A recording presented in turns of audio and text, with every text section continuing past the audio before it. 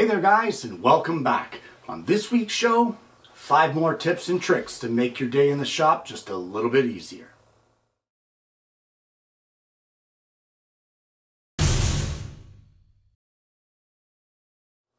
Well, thus far on the show, we have done 3 episodes of these and they have met with fantastic response.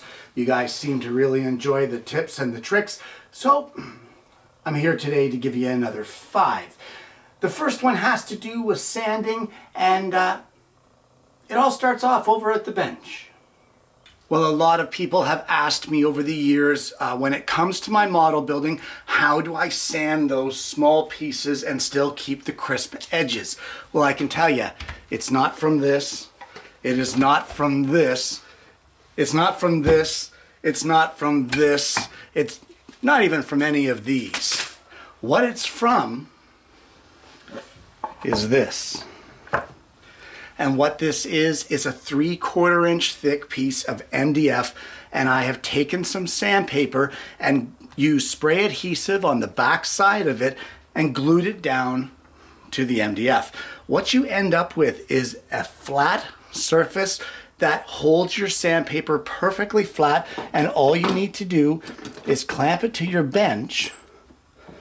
And when you have small pieces that you need to sand, you just hold them gently, lightly. You don't need to put a lot of down pressure, but just hold them lightly and run them back and forth over top of the sandpaper. And in just a few short passes, you will have a beautifully sanded finish on the top, and you will retain all of your sharp, crisp edges all the way around the outside without running the risk of taking too much material off and rounding it like you would with a power sander. So tip number 1, sandpaper adhered to 3/4 MDF for sanding small parts for your model or other builds. Well, the next tip for today has to do with one of these, and what this is a Forstner bit. And just like any other bit, these things don't last forever. And eventually you end up with a bit that is dull and doesn't cut. It'll burn your stock, it'll smoke, it'll overheat. And most people at that point would say the bit is done. But that's not true. And I'm going to show you how to sharpen it to get extra life out of your Forstner bits. Well, what I have here is a couple of diamond hones, and this one is a general sharpening 600 grit, whereas this one over here is a fine 1200. And with most sharpening things, like with plane blades and that sort of thing, you sharpen the bevel. But on something like this, like a Forstner bit, you do not want to sharpen that bevel. You'll cause yourself problems. You need to sharpen the flat section in behind it. And by doing that, you will end up sharpening that bevel, believe it or not. So what we're going to do is we're going to add just a little touch of water here to our general diamond hone. And it doesn't take much, just a little bit on your finger here, just get it a little bit wet. And on the back side, we're going to lay it flat on the flat surface of the stone, and we're going to make a couple passes back and forth. Let's just say 10. Make sure that you count, because you want to do the same amount on both sides. So we'll just take it 1, 2, 3, 4, 5, 6, 7, 8, 9, 10. And now we will turn it over and do the exact same thing on the other surface. 1, 2, 3, 4, 5, 6, 7, 8, 9, 10. And with that done, we're now going to take our fine stone and do the exact same thing. You want to get just a little bit of water, and then again, take the flat side and grind it down. 1, 2, 3, 4, 5, 6, 7, 8, 9, 10. And then the exact same thing on the other side.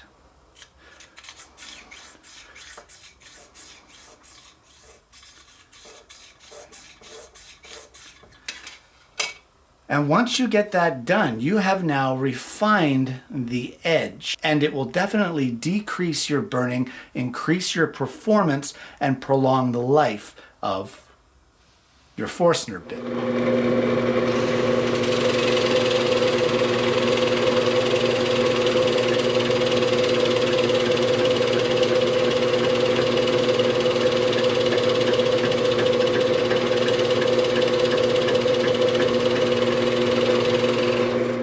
just in case you're wondering, if you have any router bits that are dull that have that same flat profile on the back, such as this quarter inch roundover, you can do the exact same thing.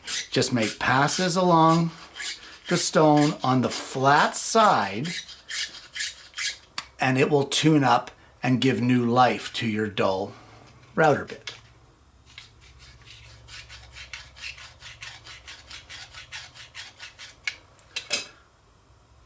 So there you go. When it comes to dull router bits and dull Forstner bits, you're not at the mercy of scrapping them and getting new ones. You can actually sharpen these things. Well, our next tip involves finding the center of a circular object, in this case, a piece of dowel. At some point in time throughout your woodworking career or your hobbies career, you're going to need to find the center of a dowel. And if you're like me, you have one of these, and you can just line it up with these edges, and you can draw a line, and then your line here, and it will show you by where the lines intersect where the center of that dowel is. However, what if you don't have one of those? What if you don't have that in your arsenal? Well, hopefully somewhere in your arsenal you have a combination square and a framing square, and I'm going to show you how to use it to get the same results. So all you need to do is take your framing square, put it on the edge of your combination square so that the edge of your combination square lines up with the point, the center point here, of your framing square, right in that little gap where those two sections meet. And once you get that set there, just clamp it in place. You can just use a spring clamp or whatever you like, but clamp that in place. So how do you use it? Well, let's head over here to the vise and I'll show you. So all we need to do is, we have this dowel, a maple dowel. We need to find the center. We take our contraption here, we lay it so that our combination square ruler sits on top of our dowel, and our two edges of our framing square touch the actual dowel itself. And once we get that in place, we can draw a line. From there, we can just do the same thing at a different point on the circle, just like that. And then we'll do this over here so that both of our edges touch onto our dowel. And then we can draw a line. And right there, right in the middle of where they all intersect, that is the center of our circle. So if you don't have one of those fancy gauges, you can make one with a combination square and a framing square. Well, our next tip is about finishing. And sometimes when you're finishing something, you need to raise it above the surface of your bench. Let's just say that this is our piece that I want to put a finish on. Now, I could paint one side and then flip it over, but you don't want to sit it down on your bench like that. So I use these painter pyramids. And what I do is they've got a nice point at this end that doesn't mar the finish, and you do this side and then you place it on those to raise it above the bench, and then you can do this side. But you know what? This is a little gadget. What if you don't have these? Well, that's what we're going to cover next, and it all starts off with a couple pieces of 1/4 inch dowel. Now these pieces of dowel are absolutely dirt cheap, and I've cut these to a length of 3 inches long. So what you want to do is take a simple pencil sharpener, and what we're going to do is on each side or each end of these 1/4 inch dowels, we're going to run it through our pencil sharpener here to sharpen the ends. So there's one, you can see how fast that was. There we go, give it a little more. There, that's beautiful. And then we'll do the other side.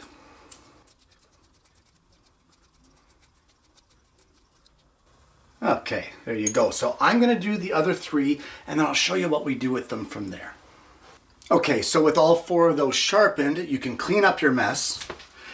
And all you need at this point is a little piece of foam insulation. This is 1/2 inch thick stuff. And all you need to do is take your little sharpened pieces of 1/4 inch dowel and punch them down into your foam insulation. They go in fairly easily, but they stay nice and solid.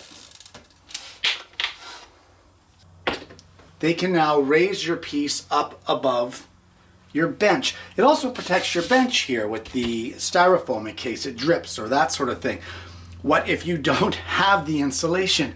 It's no big deal. You could use plumber's putty. You could use plasticine. You could drill little small blocks of wood and only sharpen one end of these and the other end glue it into a 1/4 inch hole so that you have your own permanent little standoffs for finishing. But either way, a little bit of styrofoam insulation and some 1/4 inch sharpened dowels are a great way to lift your stuff off your bench when you're doing finishing. Well, the final tip of the day has to do with edge jointing. And I've shown you guys here on the show before how if you did not have a jointer, how you could offset the split fence on your router table to be able to do the edge jointing for glue ups to get that perfectly flat edge so that they mate perfectly together. But what if you don't have a router table? Well, that's what this tip is all about. What if I told you that you could do edge jointing on your table saw? So in order to do jointing at the table saw, we need to make up a quick little jig. And what I have here is some 3/4 inch thick MDF. You can use plywood if you wish, whatever you want to use, just make sure that it's nice and flat. It's 4 inches wide, 26 inches long. I also have a piece of 1/8 inch hardboard. Again, 4 inches wide, but this one is 13 inches long, exactly half of the dimension of the 3/4 inch thick. So what we need to do at this point is I need to glue this 1/8 hardboard to our 3/4 inch MDF.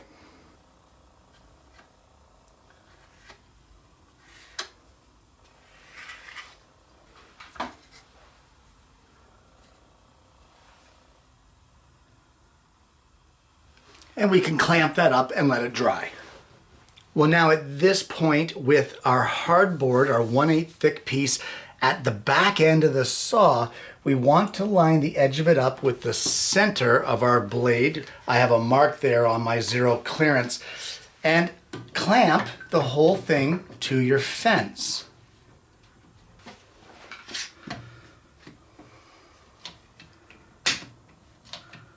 So what you want to do now is slide your fence over so that the hardboard is positioned over the top of your blade.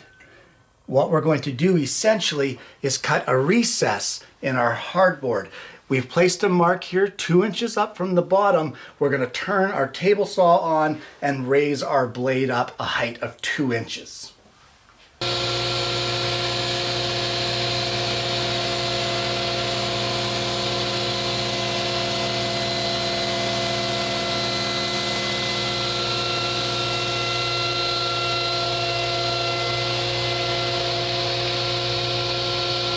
And with that done now, we still have some of this hardboard left. So I'm going to scooch my fence over just a little more. And essentially now what we're looking to do is to remove the rest of that 1/8 inch stock here and to get a recess in our 3/4 inch piece, about a 32nd of an inch, just somewhere for the sawdust to go. So once I get this set here, we'll do the same thing. We'll turn the saw on and we'll run the blade up to a height of 2 inches.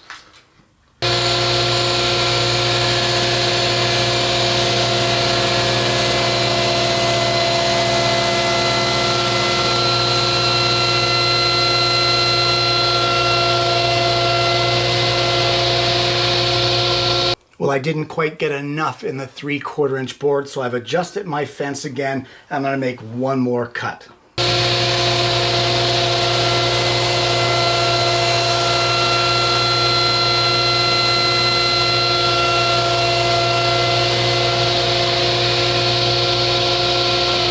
So the first thing that we want to do is set the height of our blade. And for that, we'll set it like we would any other time we would use the table saw, with the blade protruding just slightly above our stock. So the next thing that you want to do is you have to set the position of your fence. You can't have this big gap here at the end. So we're going to unclamp it and slide it forward until it lines up with our blade, just like that. You want as little gap there at the back as you can get. Okay, and at this point now, you want to take a flat edge, a straight edge, whatever you want to call it. You want to line it up here with your blade, but you want to make sure it's with the teeth of your blade, and make sure that the blade teeth and your outfeed side of the fence, which is your hardboard, are exactly aligned. So just like that. So at this point now, the cutting part of our teeth, or the carbide teeth of our saw blade, are now running exactly parallel with our 1/8 hardboard and perfectly in line with it. So now it's time to joint this piece of board. So how do you do it? Well, essentially what you want to do is, using some push pads, line it up with your infeed fence. You're going to run it right through the table saw. Once it finishes the cut, it's going to end up on the outfeed side here, that 1/8 hardboard. That's where you want to apply your pressure. And you'll keep applying pressure there until you've completed the cut. So let's just make one pass here and I'll show you what I'm talking about.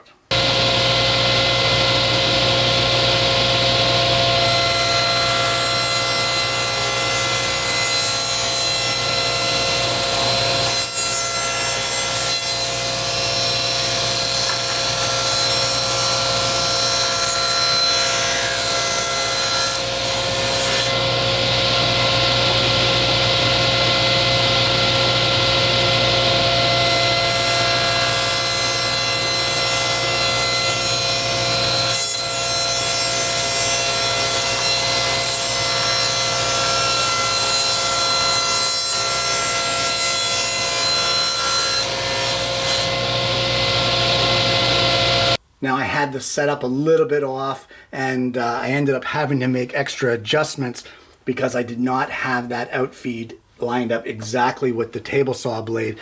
But once I got everything lined up properly, you can see here how well that joints that, and that is a perfectly straight edge all the way along. There is no gaps whatsoever. I'll give you a different angle of it here so you can see. You can see here there is no gaps down along here. This is all, it's all perfectly flat all the way along. And as long as you set it up correctly, if you don't have a jointer, this little simple jig is, well, it's as simple as it gets. And you've now got the ability to do perfect jointing on your table saw. And there you have it. 5 tips and tricks, episode 4. Guys, honestly, none of these tips are any kind of ingenious thing. None of these tips are brilliant. What they are things that I have found throughout the years that have helped me, or they are things that other woodworkers have mentioned to me that have helped them. It doesn't mean I'm some kind of genius. It just means I'm the guy that's bringing it to you. Somebody had to think of it somewhere along the line, and it's not necessarily me. So either way, I want you to take these tips and these tricks for what they are. They're a way to help you and make your day a little less frustrating. They may pertain to some of you, they may pertain to none of you, or they may pertain to all of you. Who knows? But I'm hoping that through these 5 tips for today, you're going to get something out of it. You're going to come away from today's show with something, even if it's something that one of the tips spawned an idea in your mind of something that you can do in your shop. If that's the case, you know what? Then I've done my job as well. Guys, these are spectacular, and I honestly hope that you're going to, give these a whirl. What are some of the tips and tricks that you'd like to see here on the show? Is there something that you've been having a problem with and maybe you're not sure how to deal with it? Well, drop me a line below and I'll see if I'll add it to the next tip show. This has been a lot of fun, guys. Honestly, it has.